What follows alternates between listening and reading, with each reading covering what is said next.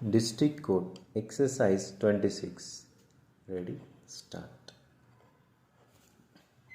Being aggrieved, the private respondents filed a revision before the Deputy Director of Consolidation under Section 48 of the Act 1953, who, while his judgment dated 25th June 2002, upheld the order of the settlement officer of consolidation on the ground that a preliminary decree is a final determination of the rights of the parties in respect of the property sought to be partitioned. It is also appealable, but no such appeal was filed by the petitioner herein, that is, respondents before the revisional court. On the allegation of fraud, the court perused the records and found that there was no pleading containing requisite denial of thumb impression nor the pursuance of the concern in the court, etc., nor evidence to prove any such fraud. The revisional court relied upon the decision of the Supreme Court reported in AIR 1995 SC 2493 Mulchan and others versus Deputy Director Consolidation and others to hold that a preliminary decree passed in a suit for partition under section 176 binds the parties even if those proceedings do not result in a final decree. If the said preliminary decree is not challenged in appeal, therefore the preliminary decree dated 1st March 1986 passed on the basis of compromise which had been duly proved was binding upon the petitioner and also operated as estoppel, and principle of acquisition also applied. Para.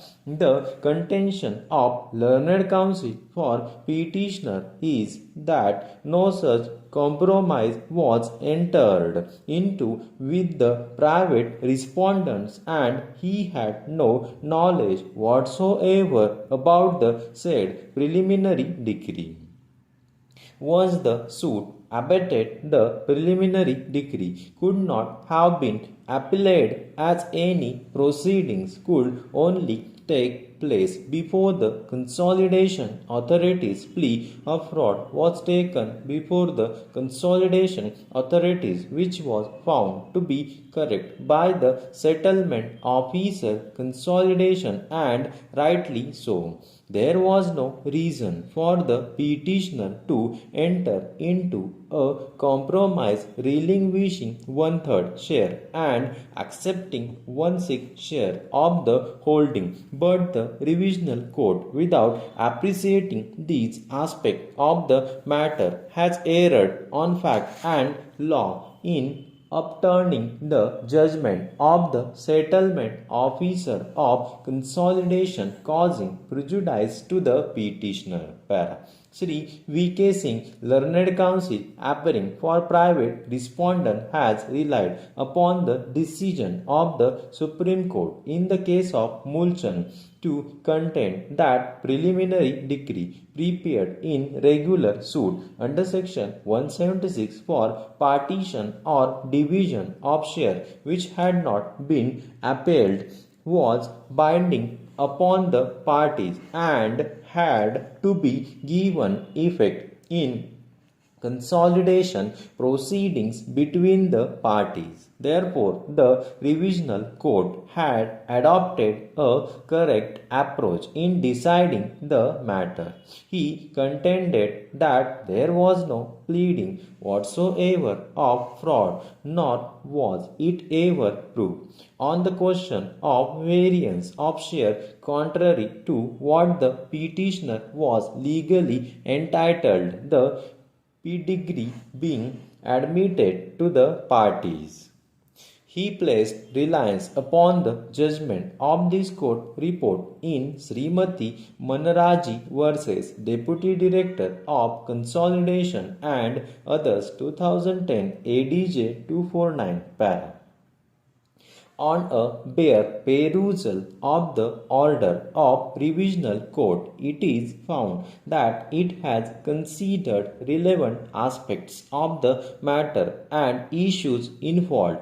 There bear on the question of compromise dated 1st March 1986 and its veracity. It has held in detail that in the objection filed before the consolidation officer, the petitioner herein never denied the thumb impressions on the compromise filed nor their presence on the relevant date. On a perusal of the record, it found the thumb impression of the petitioner on the compromise as also that of other parties, as also the fact that based on such compromise the subdivisional magistrate Sandilia had passed a decree.